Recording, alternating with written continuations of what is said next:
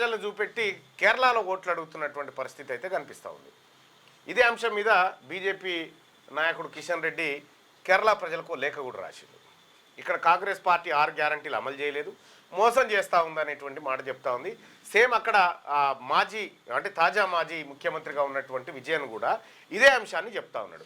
Congress party ఇక్కడ 6 గ్యారంటీల మాట దేవుడెరుగు కానీ బీసీలను మాత్రం నిట్ట నిలువున ముంచింది అనేది స్పష్టంగా అర్థమవుతున్నటువంటి అంశం. కామారెడ్డి డిక్లరేషన్లో బీసీలకు ఇచ్చినటువంటి హామీలను నెరవేర్చడంలో కాంగ్రెస్ పార్టీ 99.9% విఫలమైపోయింది.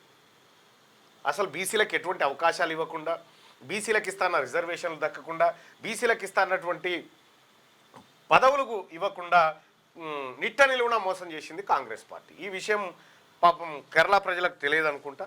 సో కేరళ ప్రజలకు కూడా తెలియాల్సినటువంటి అవసరం ఉంది. ఎందుకంటే వీళ్ళు చేసినటువంటి దురాగతం మామూలు దురాగతం కాదు. బీసీలను నయవంచన తడిబట్టతో కోసిరు.